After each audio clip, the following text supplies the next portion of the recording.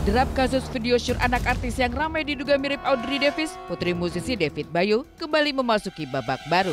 Kasus yang menyita seantero perhatian publik tanah air itu akhirnya melangkah ke ranah penyidikan dengan pemanggilan serta pemeriksaan Audrey sebagai saksi. Lantas bagaimana konfirmasi serta pengakuan Audrey perihal video syur yang diduga ramai disebut mirip dengannya? Terlanjur diekspos dan menjadi sorotan, bahkan wajahnya dipajang di mana-mana. Benarkah bagaimana kasus tersebut yang hanya memberatkan sisi perempuan itu dipandang psikolog dan praktisi hukum? Dan apa benarkah keputusan polisi tidak mengungkap wajah pelaku laki-laki ke publik juga terjadi pada kasus-kasus sebelumnya? Terlepas siapa yang benar dan siapa yang salah, gerak perempuan dalam memperjuangkan keadilan tak pernah surut. Lantas seperti apa perjuangan Saskia Meka, Ratna Gali dan Indah Dari saat berkunjung dan memberikan bantuan langsung kepada anak-anak korban perang Yerusalem? Seperti apa situasi mencekam dan menegangkan saat mereka berada dekat dengan wilayah konflik perang? Beranjak dari kisah di Yerusalem, seperti apa juga cerita di balik lagu-lagu hits grup band The Massive? Lalu bagaimana juga kisah keakraban seorang beruk bernama Bastian dengan majikannya bernama Hafiz yang viral hingga menyentuh hati banyak orang di luar sana? Pemirsa, inilah Insert Investigasi.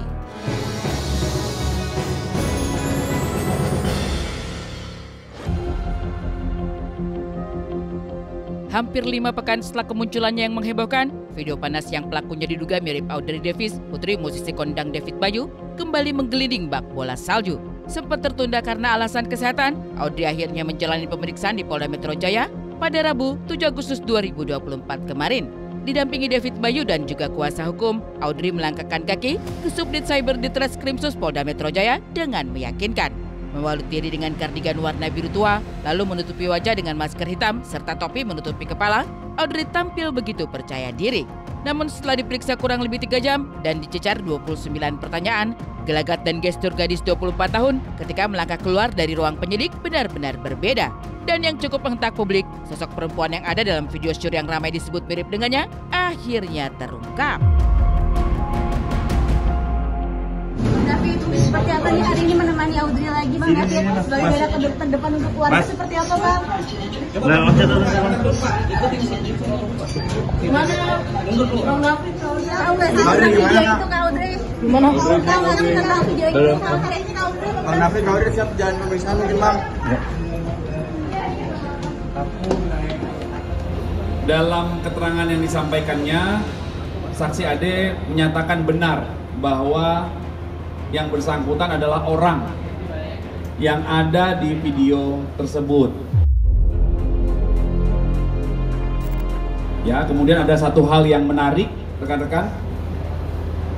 Penyidik Subdit Siber menemukan satu fakta baru dalam proses penyidikan kasus ini. Karena fakta baru ini merupakan materi penyidikan, maka mohon waktu, sementara belum dapat kami sampaikan. Mohon bersabar, penyidik masih mengembangkan. Kami sebagai tim kuasa hukum untuk klien kami, Mbak Audrey, tadi kami sudah mendampingi kurang lebih ada sekitar 29 pertanyaan yang sudah kami sampaikan. Untuk materinya silakan rekan-rekan ditanyakan kepada pihak penyidik, tapi intinya tadi semua apa yang disampaikan klien kami sudah jelas dan detail di pihak penyidik. Terkonfirmasinya kesaksian Audrey Davis bahwa dirinya sebagai satu dari 2 pemeran dalam video panas tersebut bisa dijadikan pijakan oleh aparat untuk melanjutkan pemeriksaan selanjutnya. Namun fakta bahwa pengakuan Audrey tersebut bisa membuat sang ayah, David Bayu, gentar, tentulah tidak. Justru David maju paling depan memberi pendampingan. Bahkan ia selalu mengawal kasus yang membelit sang putri, menunjukkan dukungan penuh untuk Audrey.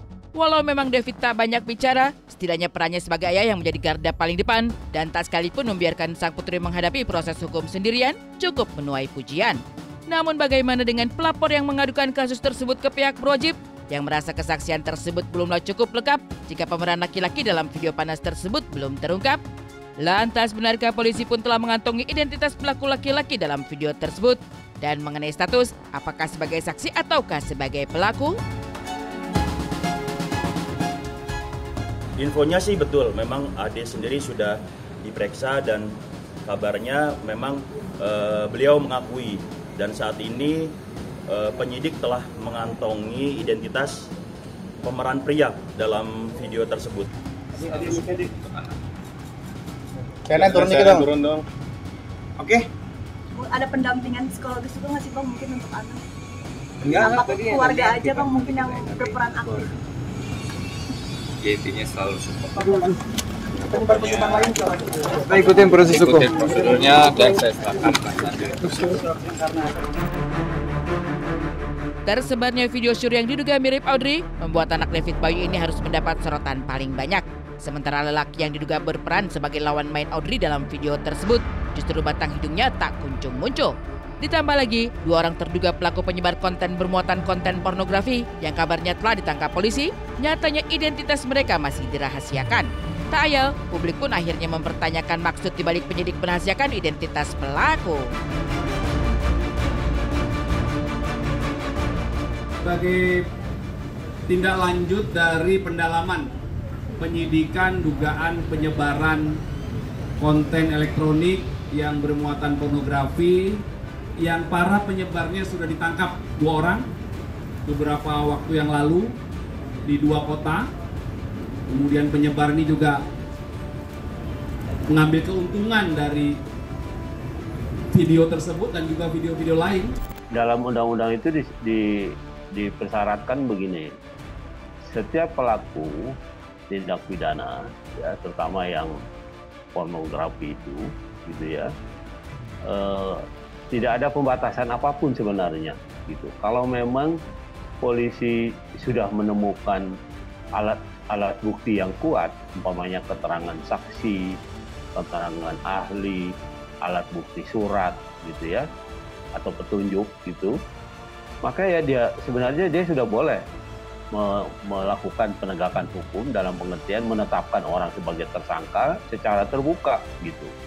Nah jadi menurut saya kenapa polisi belum membuka juga sangat mungkin bahwa terhadap orang itu belum didapatkan cukup bukti yang kuat gitu. Nah karena itu polisi agak berhati-hati meskipun umpamanya lawannya itu sudah mengaku, bukan lawannya, teman melakukan pornografi itu sudah mengaku gitu. Tetapi karena pengakuan saja belum cukup itu tanpa didukung oleh alat bukti yang lain, karena itu kemudian dirahasiakan.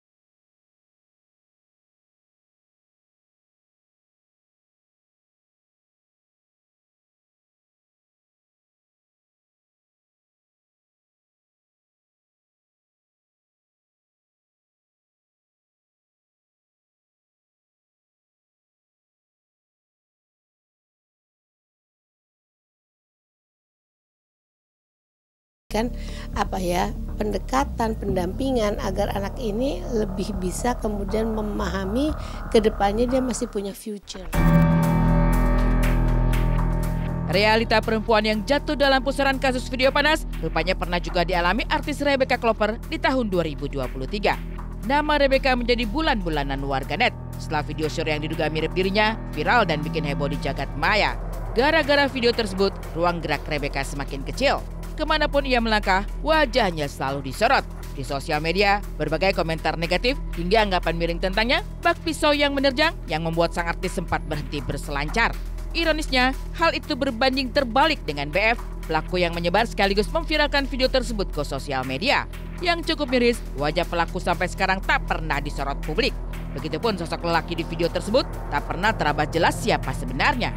Untung saja keadilan masih berpihak pada Rebecca, hingga pelaku penyebar konten bermuatan pornografi itu divonis 3 tahun penjara. Cerita dengan pesinetron Yuyun Sukawati yang masih menahan perih di dada lantaran sang putra dijerat kasus video asusila. Kasus yang bergulir sejak bulan Februari itu baru terungkap ke publik setelah Yuyun buka suara setelah keadilan untuk putranya tak kunjung datang. Putranya difitnah oleh sang mantan kekasih, diduga menyebar video-video syur ke sosial media. Padahal faktanya tidak ada bukti konkret yang jelas mengarah pada putranya. Malahan justru sebaliknya, konten tersebut dibuat tanpa permintaan dan disebarkan tanpa sepengetahuan putranya. Namun yang buat Yuyun terlalu sakit hati, gara-gara kasus tersebut, putranya harus menanggung hukuman yang lebih berat dari 2 pelaku lainnya. Tak ayal, jeris tangis Yuyun pun pecah. Si pelaku utama yang menyebarkan dan juga menyuruh menjual itu dituntut hanya 7 bulan dan diputusnya 3 bulan. Dan itu tidak dibanding oleh JPU-nya, tidak dikasasi oleh JPU-nya gitu kan. Tapi anak saya yang dituntutnya 1,6 tahun gitu kan, kemudian diputus 1 tahun, itu dibanding oleh JPU-nya, Ana Hertati Marbun yang di Kejaksaan Kota Tangerang, terusnya dikasasi saat ini. Gitu. Jadi kayaknya tidak ada maksudnya rasanya ada apa ini? Kenapa harusnya kan semua dibanding? Apalagi ini kok anak saya yang tinggi tapi dibanding dikasasi, tapi kalau yang rendah kok enggak gitu kan. Saya kalau ingat lagi saya sedih. Karena kami ini sangat diperlakukan tidak manusiawi gitu. Kalau seandainya oknum-oknum dari, saya yakin masih banyak polisi yang baik, saya yakin masih banyak jaksa yang baik, tapi saya mohon, ini bukan dongeng. Demi Allah, demi Rasulullah, saya dan anak saya mengalami gitu. Jadi saya pengen benar-benar agar oknum dari Polresta Bandara Suta yang sudah mengkriminalisasi anak saya dengan men-setting semua bukti-bukti sehingga sampai berjalan ke persidangan, saya mohon kepada Bapak Kadif Propam yang terhormat, Bapak Kapolri, saya mohon dengan sangat mohon dibuka kembali, mohon istilahnya ditindak gitu loh Mbak. Saya sedih banget gitu, dan ini bukan dongeng, ini demi Allah demi Rasulullah saya sama anak saya alamin. Jauh dari Jakarta, terbang ke Timur Tengah, seperti apa kisah Saskia Adiameka dan Ratna Gali menyaksikan langsung peperangan yang terjadi di sana? Saksikan saat lagi hanya di Insert Investigasi.